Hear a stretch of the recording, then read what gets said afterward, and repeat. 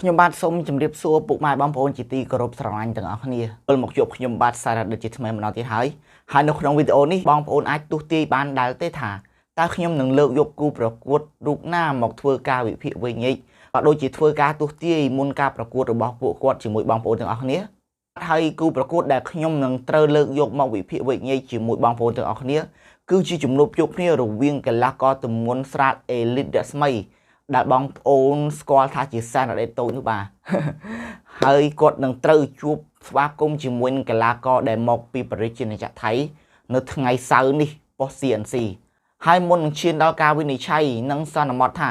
តើកីឡាកររូបណានឹងទទួលជ័យជំនះខ្ញុំបាទសូមអរគុណដល់ម្ចាស់ឧបត្ថម្ភសម្រាប់វីដេអូនេះសូមអរគុណដល់ឱសថបុរាណសញ្ញាគុណភ្លុកដែលជាឱសថបុរាណសម្រាប់បងប្អូនមានជំងឺឬរៀបការយូរឆ្នាំហើយគ្មានបុត្រឆ្នាំមានកូនក្រពះពោះវៀនរោគស្ត្រីព្យាបាលបាន5យ៉ាងឬដងបាតសរសៃឬដងផ្អែមស្លាប់មួយចំហៀងខ្លួនខ្លះលេខទូរស័ព្ទទំនាក់ទំនង016 25 45និង85និង012 29 89 26ដែលមានអាស័យដ្ឋាននៅឧត្តមនិងនៅពោធិ៍ចិនតុងអូខេឥឡូវនេះយើងងាកមកនិយាយពីជំនួបជួបគ្នារវាងកីឡាករទាំងពីររូបនេះវិញបាទនិយាយពីសមត្ថភាពរបស់កីឡាករអេលីតអាស្មីនេះវិញគាត់គឺជាកីឡាករវ័យក្មេងដែលមានសមត្ថភាពខ្លាំងក្លាក៏ដូចជាអាវុធនិងផ្លែរបស់គាត់គឺមុតមែនទែនបាទហើយការប្រកួតរបស់គាត់នីមួយៗមិនសូវធ្វើឲ្យបងប្អូនទស្សនាទាំងអស់គ្នាខកបំណងនោះទេគឺតែងតែមានភាពរំភើបញាប់ញ័រជានិច្ចបាទពីព្រោះអាវុធដែលគាត់បញ្ចេញទៅនីមួយៗគឺមានទម្ងន់និងមើលទៅគួរឲ្យខ្លាចបាទបើសិនជាចំវិញមិននៅទេបាទជាពិសេសគឺកែងរបស់គាត់បានមុតខ្លាំងមែនទែនហើយការពីថ្មីនេះគាត់ក៏បានទទួលជ័យជំនះលើកីឡាករដែលជាជើងខ្លាំងរបស់ប្រទេសថៃនៅក្នុងកម្មវិធីគុនខ្មែរ All Star វគ្គ5ផងដែរហើយការប្រកួតថ្ងៃមុននោះខ្ញុំមិននឹកស្មានថាគាត់អាចធ្វើបានទេបងប្អូនពីព្រោះអីកីឡាករថៃនោះគឺសមត្ថភាពរបស់គាត់ក៏មិនធម្មតាដែរបាទហើយមុននឹងជំនួបជួបគ្នារបស់កីឡាករអេលីតស្មីនេះគាត់មានសង្ឃឹមដល់ទៅ 100% បាទថានឹងយកឈ្នះកីឡាករអេលីតស្មីឲ្យបានហើយការប្រកួតកន្លងមកនៅក្នុងកម្មវិធីគុនខ្មែរ All Star វគ្គ5នោះបងប្អូនទាំងឡាយពិតជាជក់ចិត្តនៅក្នុងគូរបស់គាត់បាទវ័យសាហាវមែនទែនបាទខ្ញុំសូមសរសើរគាត់អូខេឥឡូវនេះបងប្អូនប្រកាសជាដឹងច្បាស់ពីសមត្ថភាពរបស់កីឡាករកម្ពុជារបស់យើងហើយឥឡូវនេះយើងងាកមកដឹងពីសមត្ថភាពរបស់កីឡាករថៃនេះវិញម្ដងបាទហើយកីឡាករថៃដែលជាគូប្រកួតរបស់កីឡាករអេលីតស្មីនេះគឺមានឈ្មោះថាភេទខ្វាន់ឆៃបងប្អូនទាំងអស់គ្នាប្រហែលជាប្លែកដោយសារគាត់មិនដូចជាមិនធ្លាប់មកប្រកួតនៅប្រទេសជាណាចក្រកម្ពុជាទេក៏ប៉ុន្តែសមត្ថភាពរបស់គាត់ក៏មិនធម្មតាដែរបងប្អូនដោយសារគាត់ធ្លាប់ឆ្លងកាត់សង្វៀនលំពិនីនិងសង្វៀនរាជាដំណើរជាច្រើនមកហើយនិយាយឲ្យខ្លីទៅសង្វៀនលំដាប់លំពិនីនិងរាជាដំណើររបស់ប្រទេសថៃនោះប្រសិនជាកីឡាករអាចមានសមត្ថភាពចូលប្រឡូកក្នុងសង្វៀនទាំងពីរនោះហើយគឺមានន័យថាគាត់មានសមត្ថភាពមិនធម្មតាទេបាទគឺតើតែមានសមត្ថភាពខ្លាំងហើយទើបអាចចូលប្រកួតនៅសង្វៀនលំដាប់នោះបាន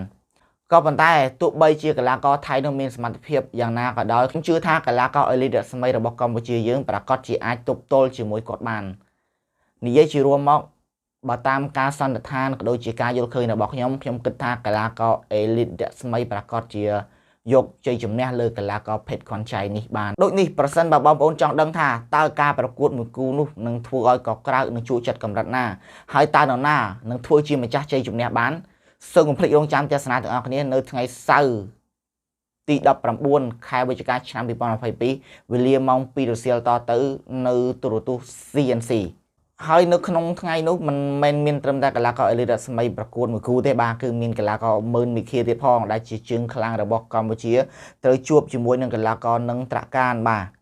នឹងត្រកានហើយនោះមានកីឡាករមិត្តភាពកម្ពុជាអមជាច្រើនគូទៀតដូចនេះកុំភ្លេចរងចាំទស្សនាទាំងអស់គ្នាហើយចំពោះវីដេអូនេះផងដែរខ្ញុំបាទមានតែប៉ុណ្្នឹងទេខ្ញុំសារដឹកក៏សូមអរគុណពុកម៉ែបងប្អូនទាំងអស់គ្នាដែលតែងតែគាំទ្រលើកទឹកចិត្តនិងធ្វើការ like share វីដេអូរបស់ខ្ញុំបាទហើយខ្ញុំបាទក៏សូមអធិស្ឋានទុកជាមុនបើមានពាក្យពេចន៍ឆ្កំឆ្គងឬកាយវិការត្រង់ណាមិនសមរម្យសូមបងប្អូនមេត្តាខន្តីអភ័យទោសផងហើយខ្ញុំបាទក៏សូមជូនពរឲ្យបងប្អូនទាំងអស់គ្នាមានសុខភាពល្អរកទទួលទីមានបាននិងជោគជ័យគ្រប់ភារកិច្ចទាំងអស់ខ្ញុំបាទសារដឹកសូមអរគុណនិងសូមជម្រាបលាឱសថបុរាណសញ្ញាកូនភ្លោះចំពោះអស់លោកស្រីដែលទើបរៀបការរួចឬក៏រៀបការយូរឆ្នាំហើយតែពុំមានបុត្រសូមជាឱសថសញ្ញាកូនភ្លោះយកទៅពិសានោះនឹងមានបុត្រសំតាមបំណងប្រាថ្នានេះគឺជាសេចក្តីពិតរបស់បងប្អូនដែលបានជាឱសថសញ្ញាកូនភ្លោះយកទៅពិសា ประมาณคายประมาณไงได้หอบเติมเมียนโกนเนาะ หอบเตอร์เบอร์ธาอ๋อสนามต้องไปเยอะอ๋อไปเยอะดอสามสเปียร์โรยของจังนะแบบ สัปดาห์สัญญาโกนพลุขดอธนาซะเมียนโกนนั่นนะ จ้าคือเมียนอะไรเมียนจังอ๋อจ้ามันโวงยังเมียนอย่ารำพอยังอดเมียนแล้วครูคนดังนำเมียนเพลียมอ่ะอดจังเชื่อหลุดไอเมียนเนี่ยเต้าวันนี้มาดองให้มาดองติด แล้วเคยเก็บก็ถึงออกเนี่ยเลย จ้าคือจ้าจ้า จังปนังไงนะ จ้าคือ บาจะ